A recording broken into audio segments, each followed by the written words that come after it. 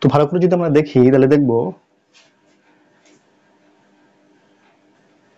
যাকে তুলনা করা হয় সেটা হচ্ছে উপমেয়, আর যার সঙ্গে তুলনা করা হয় সেটা হচ্ছে উপমান। যাকে তুলনা করা হচ্ছে, কাকে তুলনা করা হচ্ছে? চোখকে তুলনা করা হচ্ছে। কার সঙ্গে তুলনা করা হচ্ছে? কাজলের মতো কালো চোখ। এখানে চোখটা হচ্ছে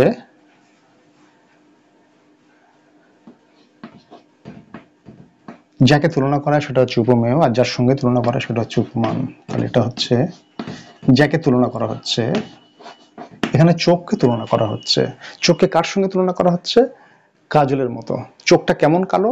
কাজলের মতো কালো। তাহলে যাকে তুলনা করা হয় সেটা হচ্ছে উপমেয়, আর যার সঙ্গে তুলনা করা হয় সেটা হচ্ছে উপমান। আর এদের মধ্যে দুটো সাদৃশ্যবাচক শব্দ অর্থাৎ সাধারণ ধর্ম সেটা হচ্ছে এই কালো। দুটোর মধ্যেই সাধারণ ধর্ম অর্থাৎ বৈশিষ্ট্য যেটা বৈসাদৃশ্য রয়েছে সেটা হচ্ছে এই কালো হচ্ছে সাধারণ ধর্ম, সাধারণ ধর্ম। এই সম্পর্কে যদি আমাদের কোনো ধারণা না থাকে তাহলে আমরা এই উপমান উপমিত কর্মধারা সমাস করতে পারবো না। আর মধ্যপদলোপী কর্মধারার সমাস কি বলছে? যখন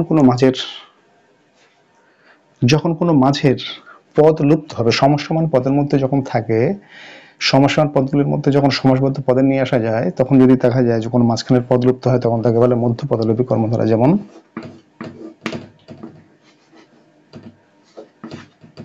বট নামক বৃক্ষ,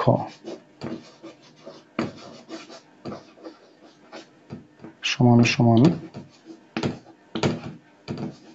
বটবৃক্ষ, বটবৃক্ষ। বট নামক বৃক্ষ সমান বটবৃক্ষ। এইটা হচ্ছে এই পূর্বপদ আর পরপদের মাঝখানের যে পদ লুপ্ত হয়ে গিয়েছে। মাঝখানের পদটা কি হচ্ছে? এই যে মাঝখানের পদটা যখন পূর্বপদ পরপদের মাঝখানের পদ যখন লুপ্ত হয় তখন মধ্য পদলোপী মানে হচ্ছে মাঝখানের পদ যদি লুপ্ত হয় তখন তাকে বলা হয় মধ্যপদলোপী কর্মধারয় সমাস। অর্থাৎ যে সমাসের সমসমান পদের পূর্বপদ ও পরপদের মাঝখানের যে পদ থাকে, যখন সেটাকে সমস্ত পদ বা সমাসবদ্ধ পদে আমরা নিয়ে আসব, তখন যদি সেই মাঝখানের পদ লুপ্ত বা লোপ হয়ে যায় তখন তাকে বলা হয় মধ্যপদলোপী কর্মধারয় সমাস। আর রূপক কর্মধারা বলছে উপমান আর উপমেয়ের মধ্যে যখন অভেদ কল্পনা করা হয়, যেমন মন রূপ মাঝি সমান মনোমাঝি, মন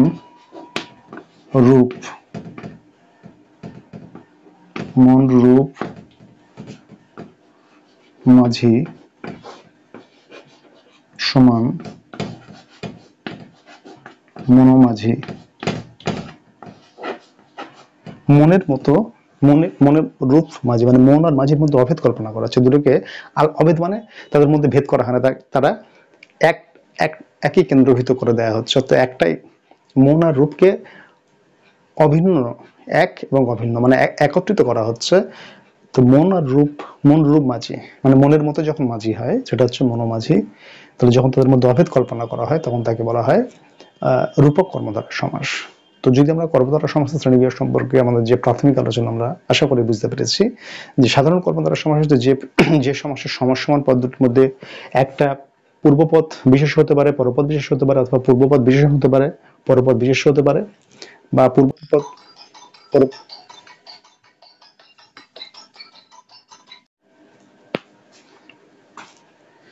যদি সাধারণ কর্মধারয় সমাস তারা যাদের মধ্যে বিশেষ্য বিশেষণ হয় তখন তাকে সাধারণ কর্মধারয় সমাস বলে। আর উপমান হচ্ছে উপমান কর্মধারয় উপমিত কর্মধারয় সমাস হচ্ছে এখানে কাজলের মতো কালো, যাকে তুলনা করা হয় সেটা হচ্ছে উপমেয়, যার সঙ্গে তুলনা করা হয় সেটা হচ্ছে উপমান। এইগুলো সম্পর্কে আমাদের ধারণা না হলে উপমান উপমিত কর্মধারয় সমাস সম্পর্কে আমরা জানতে পারবো না। মধ্যপদলোপী কর্মধারয় হচ্ছে যখন যে সমাসের সমসমান পদ দুই পূর্বপদ ও পরপদের মাঝখানে যে পদ থাকে, যখন সেটাকে সমস্ত পদ বা সমাসবদ্ধ পদে নিয়ে আসি তখন যদি সেই পদ লুপ্ত হয় তখন তাকে বলা হয় মাঝখানের পদ লুপ্ত মানে মধ্যপদলোপী কর্মধারয় সমাস হবে। আর যখনই দেখা যায় যে উপমান উপমেয়ের মধ্যে অভেদ কল্পনা করা হয় তখন তাকে বলা হয় রূপক কর্মধারয় সমাস। এবার আমরা বিস্তৃত এই সমাসগুলো সম্পর্কে আমরা জানব।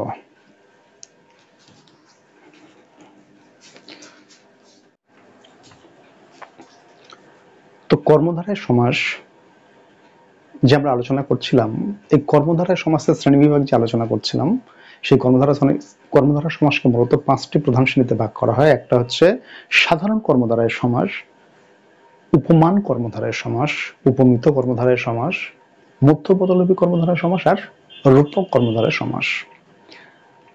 তো এখন আমরা যে সমাস সম্পর্কে আলোচনা করব সেটা হচ্ছে সাধারণ কর্মধারয় সমাস। যদি আমরা একটু ভালো করে বিচার বিবেচনা করে দেখি তাহলে দেখব এই সাধারণ কর্মধারায় যে সমাসটা রয়েছে, এই সাধারণ কর্মধারয় সমাস আর কর্মধারয় সমাসের যে সংজ্ঞা দুটোই কিন্তু একই রকম, দুটোর মধ্যে সাদৃশ্যতা আমরা লক্ষ্য করতে পারি।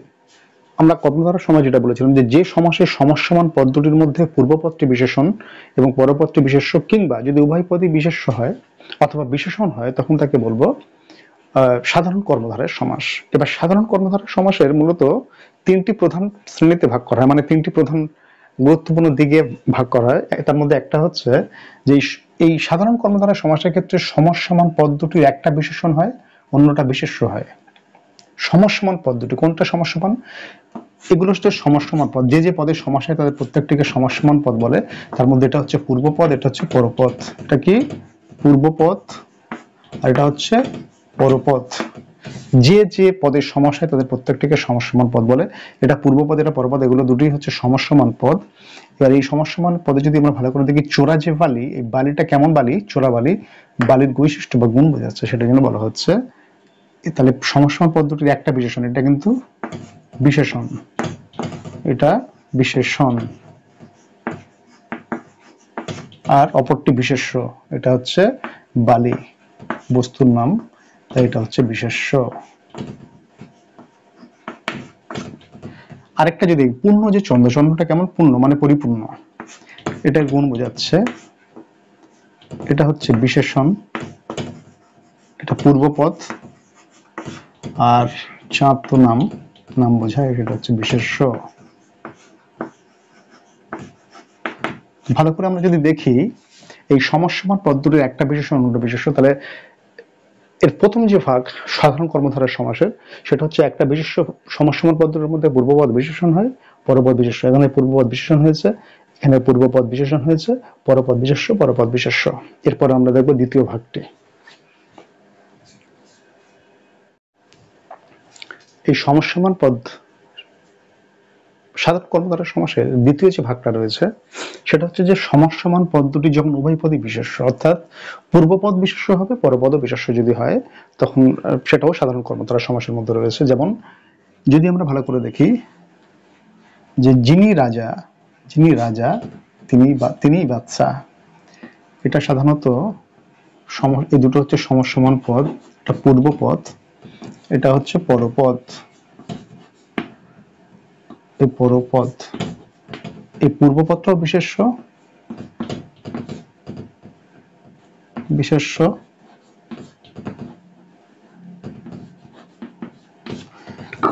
আবার পরপদটাও বিশেষ্য।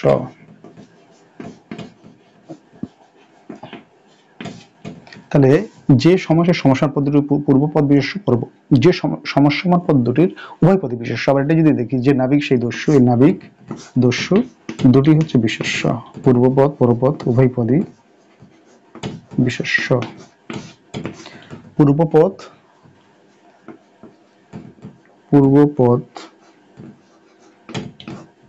আর পরপদ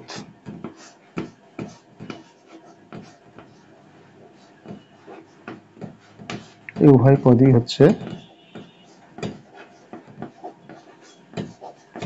হচ্ছে বিশেষ্য।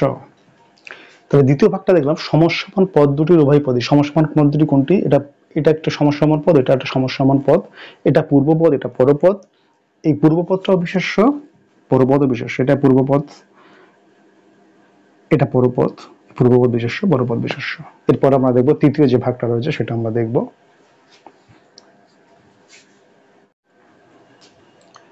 এবারে আমরা দেখব সাধারণ কর্মধারয় সমাস যে আলোচনা করছিলাম, এই সাধারণ কর্মধারয় সমাসের তৃতীয় যে ভাগটা বলছে, এর আগে আমরা দেখলাম যে সমসমান পদ দুটির একটা বিশেষণ একটা বিশেষ্য হতে পারে, পূর্বপদ বিশেষণ, পরপদ বিশেষ্য।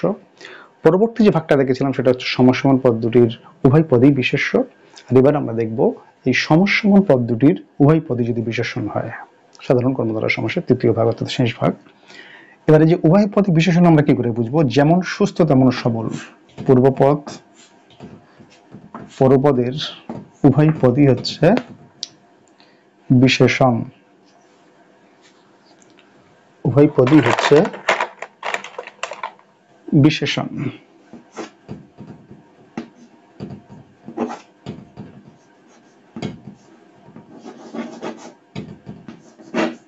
উভয়পদী বিশেষণ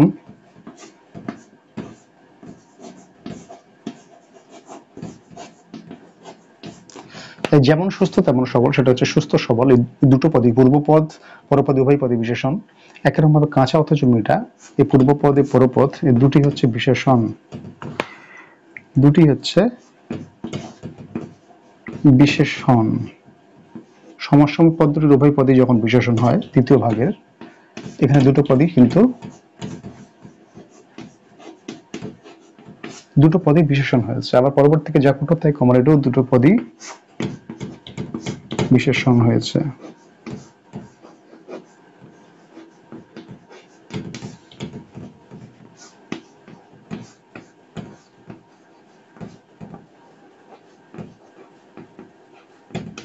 উভয়পদী বিশেষণ হয়েছে।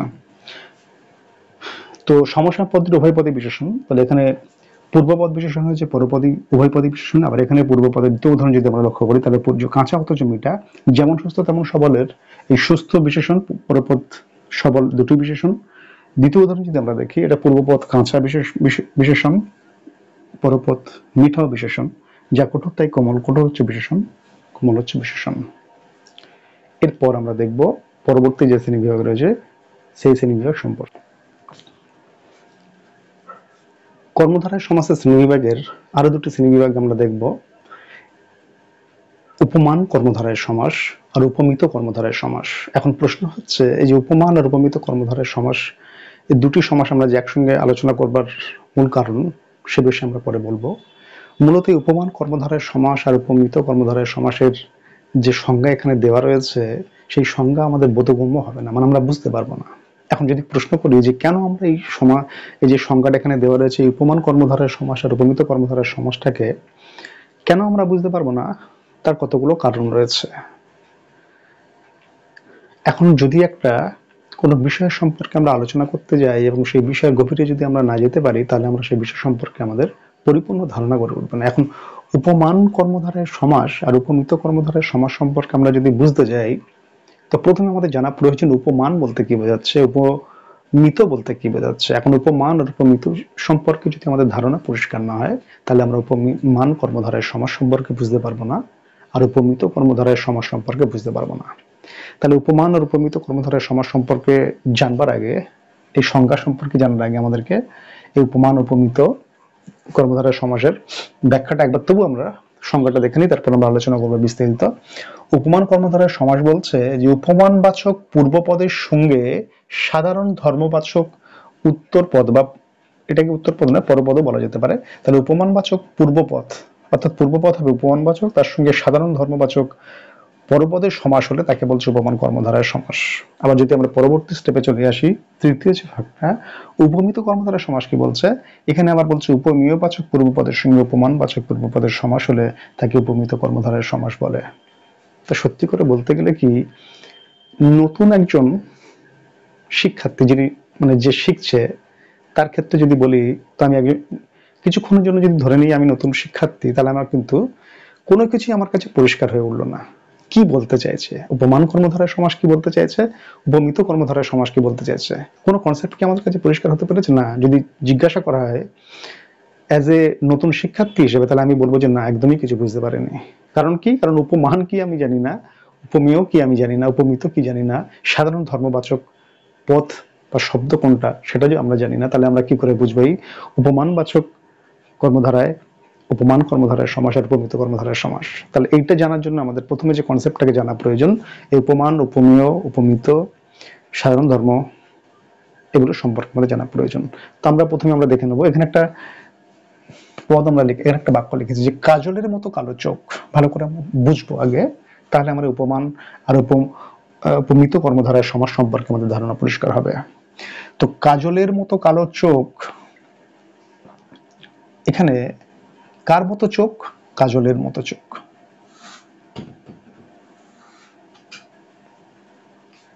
তাহলে এখানে মূলত কাকে তুলনা করা হচ্ছে, যদি আমরা ভালো করে দেখি তাহলে দেখব মূলত কাকে তুলনা করা হচ্ছে, চোখকে তুলনা করা হচ্ছে। এবারে যদি একটু ভালো করে আমরা বুঝি, এই যে বাক্যটাকে ভালো করে আমাদের জানতে হবে যে কাজলের মতো কালো চোখ, এই কাজলের মতো কালো চোখে কাকে তুলনা করছে? চোখকে তুলনা করছে। এবার চোখটাকে কার মতো তুলনা করছে, মানে কার মতো চোখটা কালো? কাজলের মতো। কার মতো কালো? তাহলে যদি একটু ভালো করে আমরা দেখি চোখটা কি,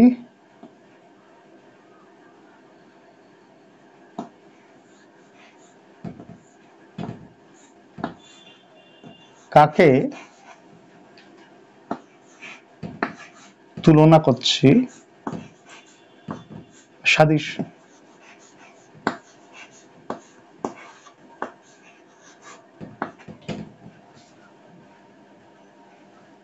আর কার সঙ্গে তুলনা করছি, মানে কাকে তুলনা করছি? চোখকে তুলনা করছি, এটা তো আমরা জেনে গেলাম।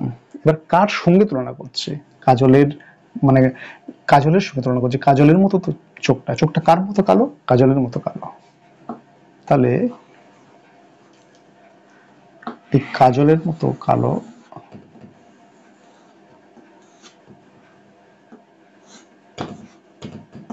এই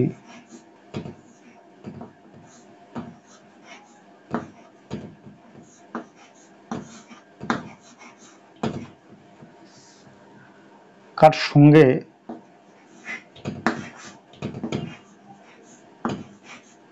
তুলনা করছি?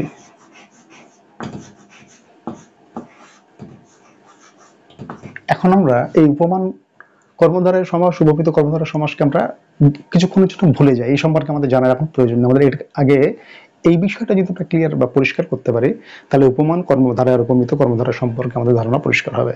তো এখানে বলছে কাকে তুলনা করছি, কার সঙ্গে তুলনা করছি।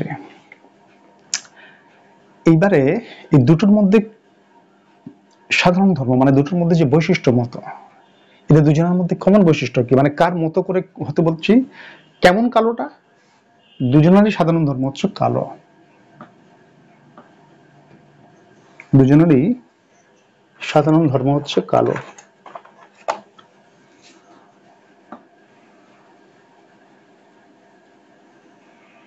তাহলে কাকে তুলনা করছি, কার সঙ্গে তুলনা করছি, আর কোন বিষয়ে তুলনা করছি? যেটা বিষয়, মূলত এই দুজনের বিষয় উভয়ের মধ্যে যে সাদৃশ্য বা বৈসাদৃশ্য আমরা যেটাই বলি, যেটাকে তুলনা করছি কেমন কালো? কাজলের মতো কালো চোখ।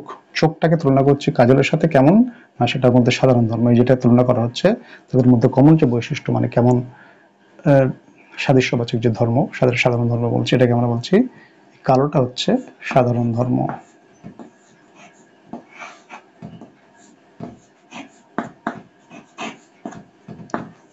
সাধারণ ধর্ম।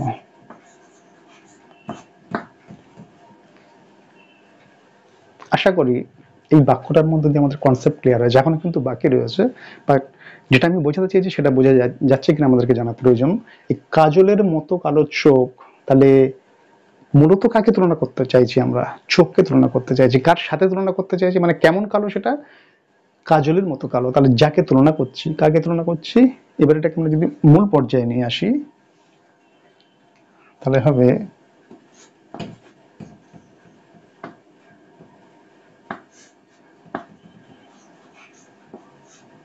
যাকে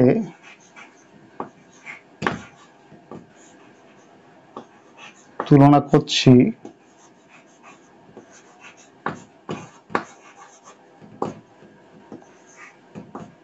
তা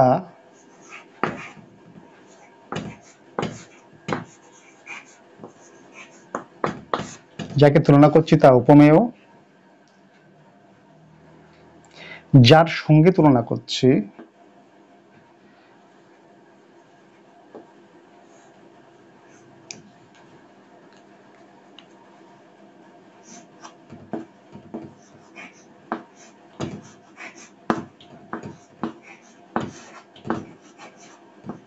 যার সঙ্গে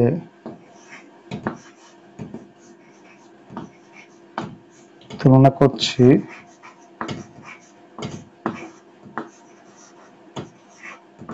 তা উপমান।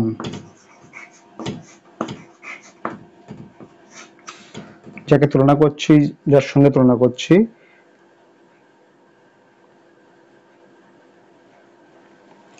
এইবারে যেটা বলার, এই কাজলটা আলাদা একটা বস্তু, চোখও একটা আলাদা বস্তু, কিন্তু এই দুজনের মধ্যে একটাই মিল আছে, সেটা হচ্ছে কালো। তাহলে এদের মধ্যে সাধারণ ধর্ম হচ্ছে কালো। তাহলে যাকে তুলনা করছে সেটা হচ্ছে উপমেয়, যার সঙ্গে তুলনা করছে সেটা হচ্ছে উপমান। আর তাদের মধ্যে অমিল থাকলেও তাদের মধ্যে দুটো ভিন্ন বস্তু হলে তাদের মধ্যে একটা ক্ষেত্রে যে মিল দেখাতে চেয়েছি আমরা বা মিল দেখাতে চাইছি সেটা হচ্ছে সাধারণ ধর্ম, সেটা হচ্ছে ওই কালো। কেমন কালো? না কাজলের মতো কালো। কি কালো? চোখ। তাহলে কাজলের মতো কালো চোখ, কাকে তুলনা করতে চাইছি? চোখকে। তাহলে যাকে তুলনা করছি সে হচ্ছে উপমেয়। কার সঙ্গে তুলনা করতে চাচ্ছি? কাজলের। তাহলে যার সঙ্গে তুলনা করছি তা হচ্ছে উপমান, তাকে বলে উপমান। আর যাকে তুলনা করছি তা উপমেয়।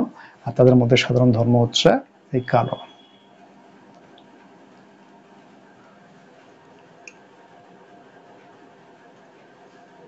এটা আশা করি এটা আমরা বুঝতে পেরেছি। এরপর আমরা পরবর্তী পর্যায়ে যাব।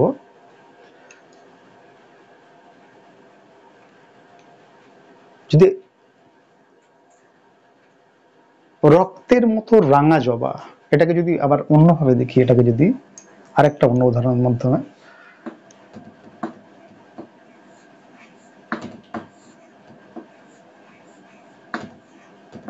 রক্তের মতো রাঙা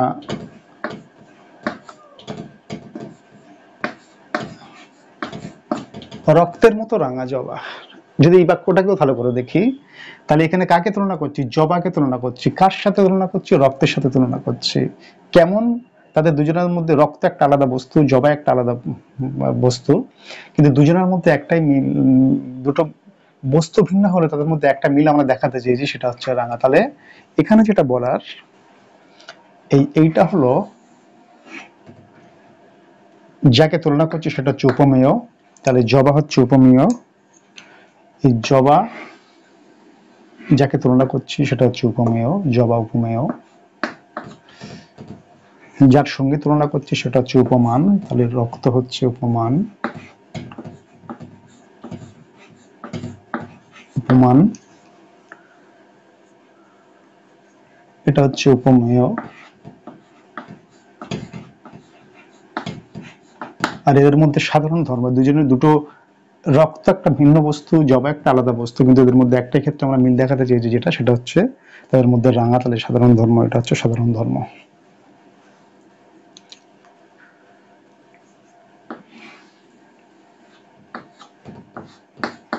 এইটা এখানে সাধারণ ধর্ম।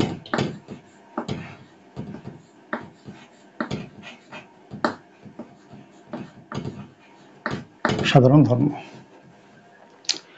তো যদি আমরা দুটো কনসেপ্ট আমরা দেখি, তাহলে কাজলের মতো কালো চোখ, কাকে তুলনা করছি?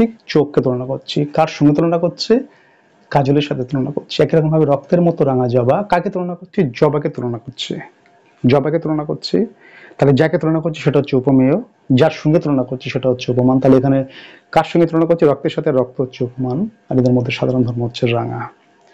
তো আশা করি এই উপমান, উপমেয়, সাধারণ ধর্ম সম্পর্কে আমাদের ধারণা পরিষ্কার হয়ে গেছে। উপমান, উপমেয়, সাধারণ ধর্ম সম্পর্কে আমাদের ধারণা পরিষ্কার হয়ে গেছে। এইবার আমরা চলে যেতে পারি উপমান কর্মধারা সমাস বলতে কি বোঝাচ্ছে, আর উপমিত কর্মধারা সমাস বলতে কি বোঝাচ্ছে।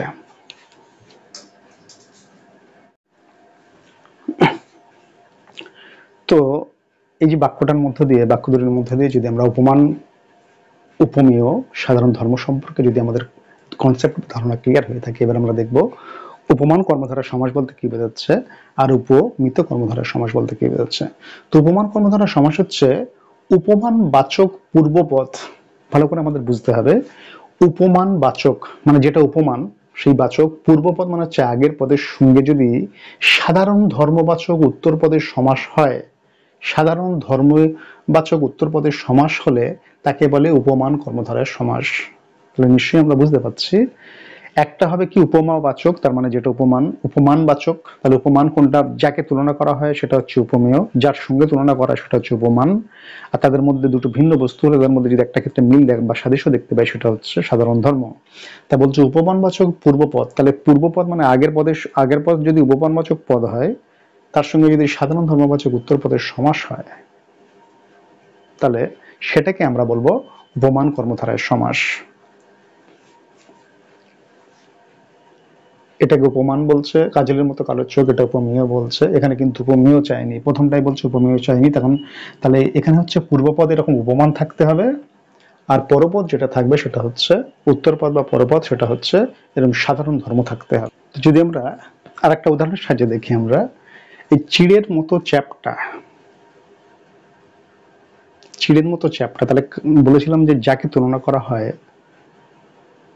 সেটা হচ্ছে উপমেয়, আর যার সঙ্গে তুলনা করা সেটা উপমান। তাহলে চিড়ের মতো চ্যাপ্টাটা কেমন চ্যাপ্টা, এটা সাধারণত এখানে কিন্তু উপমেয় অনুপস্থিত, এখানে উপমেয় নেই, এখানে হচ্ছে কি আছে, এইটা হচ্ছে উপমান আর এটা হচ্ছে সাধারণ ধর্ম।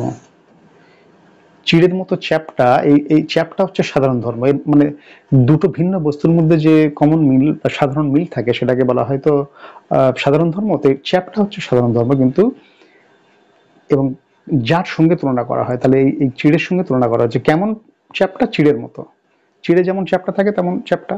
তাহলে এখানে যার সঙ্গে তুলনা করা হচ্ছে, তাহলে সেটা হচ্ছে, এটা কি উপমান, এটা হচ্ছে উপমান। তাহলে সেটা হচ্ছে, তো যদি আমরা এটাকে দেখি, আমরা যার সঙ্গে তুলনা করা হয় সেটা উপমান, যাকে তুলনা করা হয় সেটা হচ্ছে উপমেয়, আর তাদের দুটো ভিন্ন বস্তু তাদের মধ্যে যে মিলটা দেখি সেটা হচ্ছে সাধারণ ধর্ম, আগে দেখে নিয়েছি। তাহলে চিড়ের মতো চ্যাপ্টা, চিড়ে চ্যাপ্টা, এখানে হচ্ছে উপমানবাচক পূর্বপদ, এই পূর্বপদ মানে হচ্ছে আগের পদ, এটা হচ্ছে আগের পদ, এটা পূর্বপদ, পূর্বপদ হচ্ছে উপমানবাচক, এটা উপমানবাচক হয়েছে, আর পরপদ হচ্ছে সাধারণ ধর্ম, চ্যাপ্টা হচ্ছে এটা সাধারণ ধর্ম, এটা হচ্ছে সাধারণ ধর্ম। এই উপমান, পূর্বপদ উপমানবাচক হলে আর পরপদ সাধারণবাচক ধর্ম হলে এদের মধ্যে যে সমাসটা হয় সেটা হয়ে যে সমস্ত পদ বা সমাসবদ্ধ পদে হয়ে যে চিড়ে চ্যাপ্টা, এটাকেই বলা হচ্ছে উপমান কর্মধারায় সমাস। আশা করি বোঝা গিয়েছে। উপমান, উপমেয় আর সাধারণ ধর্ম সম্পর্কে আমাদের ধারণা পরিষ্কার হয়ে গেলে আমরা উপমান কর্মধারায় সমাস সম্পর্কে আমাদের ধারণা পরিষ্কার করতে পারি। যেমন আমরা এখন পারলাম যে পূর্বপদ তাহলে উপমান, উপমান কাকে বলে, যাকে তুলনা করছি সেটা কিন্তু উপমান নয়, যাকে তুলনা করছি সেটাও কি বলছে, উপমেয়, আর যার সঙ্গে তুলনা করছি সেটা কি, উপমান। তাহলে যার সঙ্গে, এখানে চিড়ের মতো, তাহলে চিড়ের সঙ্গে তুলনা করছি এটা উপমান, এটা হচ্ছে সাধারণ ধর্ম। এটা গেল উপমান কর্মধারায় সমাস সম্পর্কে একটা উদাহরণের মাধ্যমে বুঝলাম। পরে আমরা দেখব উপমিত কর্মধারায় সমাস। উপমিত কর্মধারায় সমাস কি বলছে, উপমেয়, এবারে কিন্তু আর উপমান বলছে না, এবারে এবারে যেটা আছে উপমেয়বাচক পূর্বপদ। এতক্ষণ দেখলাম উপমানবাচক পূর্বপদ, কনসেপ্ট ইজ ক্লিয়ার, যে একটা হচ্ছে প্রথমে উপমানবাচক পূর্বপদের সঙ্গে সাধারণ ধর্মবাচক, এবারে বলছে উপমেয় বাচক পূর্বপদের সঙ্গে সাধারণ ধর্ম কিন্তু নয়। এই সমাসের ক্ষেত্রে উপমান আর উপমেয় দুটোই বিরাজমান। তাহলে উপমেয় বাচক পূর্বপদ যেটা হবে সেটা উপমেয় বাচক হবে, আর পরপদ যেটা হবে উপমানবাচক, যদি উপমানবাচক হয় তাহলে তাকে বলছে উপমিত কর্মধারায় সমাস। তার মানে এই উপমিত কর্মধারায় সমাসের মধ্যে আমরা উপমেয় আর উপমান দুটোকেই দেখতে পাবো, তাহলে সেক্ষেত্রে সেটা হবে উপমিত কর্মধারায় সমাস। তো আমরা একটা উদাহরণের সাহায্যে এবার দেখব।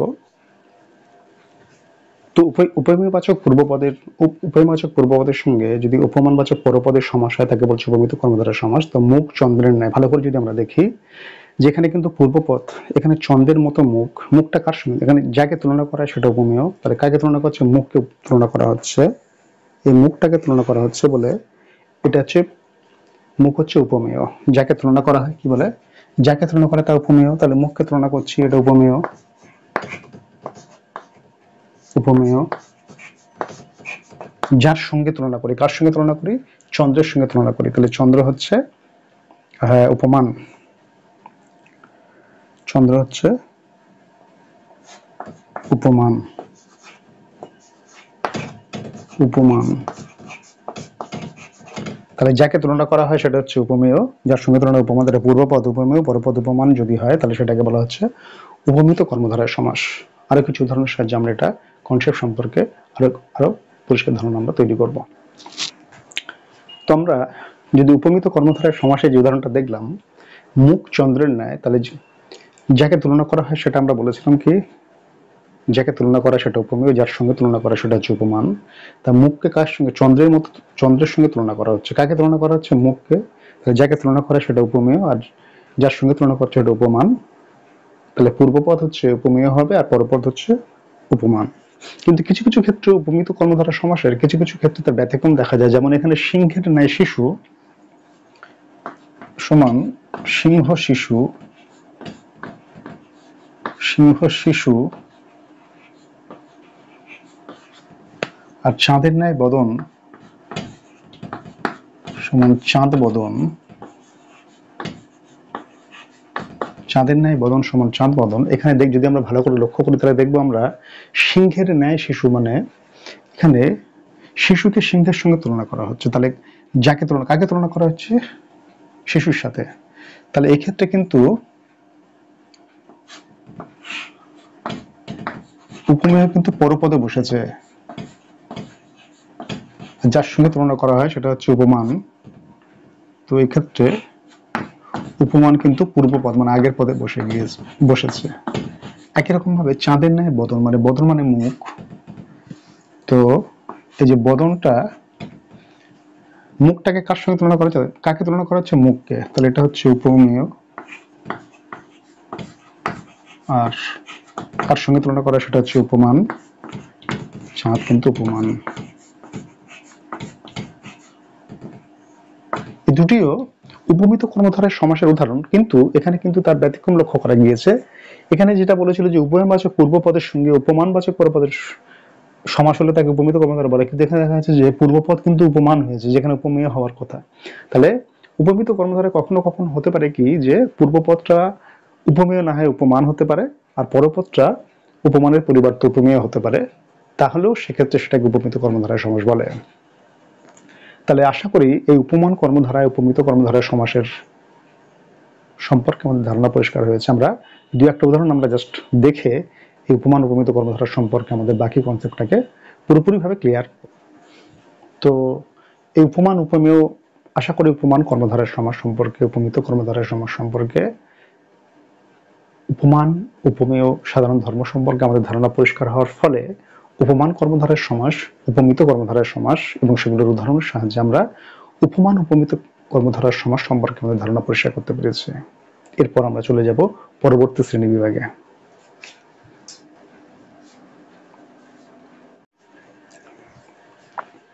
এবারে আমরা দেখব কর্মধারয় সমাসের আরো একটি শ্রেণী বিভাগ, মধ্য পদলোপী কর্মধারয় সমাস।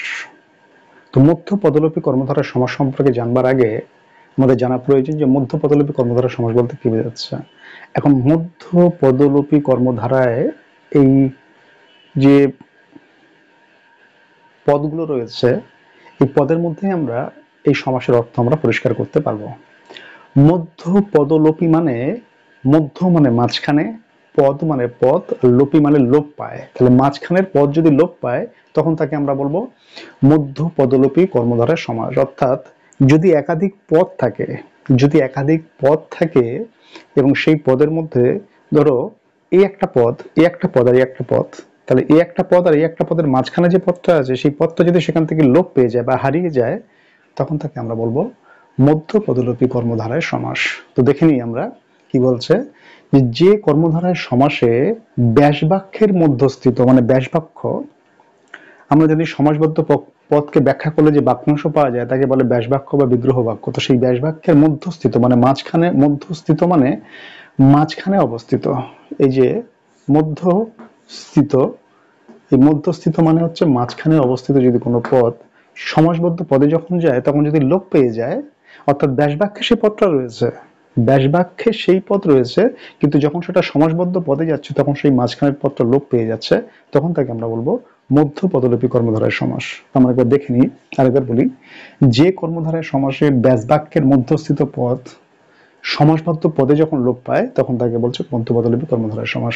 আমরা এক্সাম্পলের সাহায্যে দেখব, আয়ের উপর কর, এই যে একটা ব্যাস বাক্য সমাসবদ্ধ পদ, এটা হচ্ছে সমস্ত পদ বা সমাসবদ্ধ পদ। এই সমস্ত পদ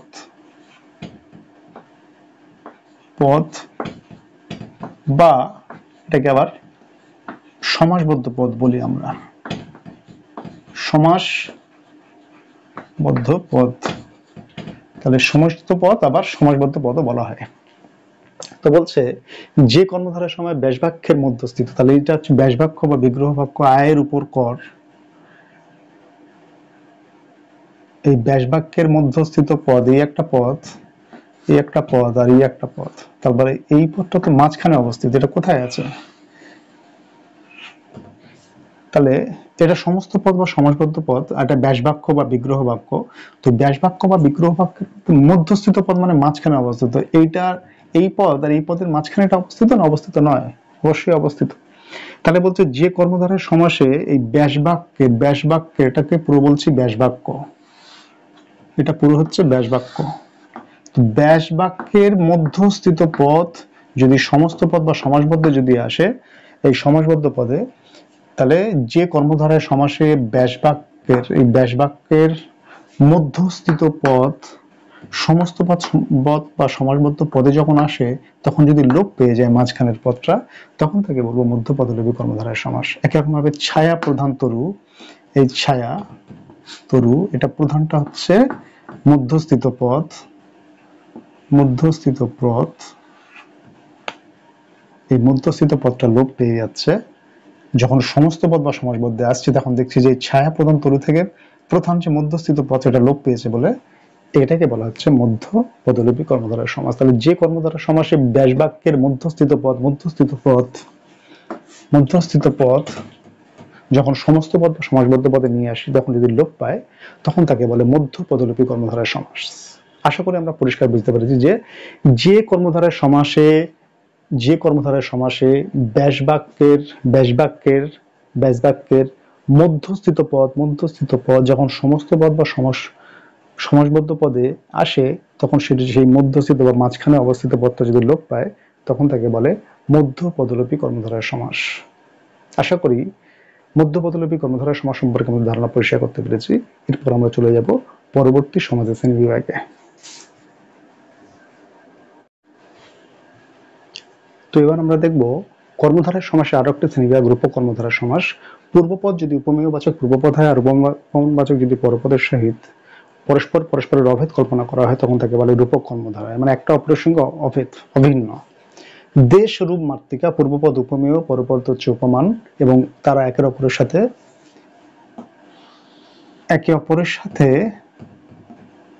অভেদ কল্পনা করা হয়েছে, একই রকম ভাবে আশারূপ লতা সমান আশালতা, এটাও পরস্পরের সাথে অভেদ কল্পনা করা হয়েছে। একই রকম কালরূপ বৈশাখী কালো বৈশাখী, দেশরূপ মাতৃকা দেশমাতৃকা, আশারূপ লতা আশালতা, কালরূপ বৈশাখী কালো বৈশাখী, এটার পূর্বপদ হচ্ছে উপমেয়, পরপদ হচ্ছে উপমান, এবং উপমেয় উপমান পরস্পরের সঙ্গে অভেদ কল্পনা করা হয়েছে, সেই জন্য করে একে বলা হচ্ছে রূপক কর্মধারয়, এবং তাই তার মাঝখানে একটা রূপ শব্দ ব্যবহার করা হয়েছে। যেহেতু পরস্পরের সঙ্গে পূর্বপদ উপমেয়, পরপদ উপমান, এবং পরস্পরের সঙ্গে যেহেতু অভেদ কল্পনা করা হয়েছে, সেই জন্য রূপ শব্দের পদের ব্যবহার করা হয়েছে, এবং এটাকে বলা হচ্ছে রূপক কর্মধারয় সমাস। তো আশা করি কর্মধারয় সমাসের শ্রেণীবিভাগ সম্পর্কিত যে আলোচনা আমরা করছিলাম, সেই সম্পর্কে আমরা আমাদের ধারণা পরিষ্কার করতে পেরেছি। এরপর আমরা আলোচনা করব সমাসের আরো পরবর্তী শ্রেণীবিভাগগুলো নিয়ে। আজকের ক্লাস এখানে শেষ করছি। নমস্কার।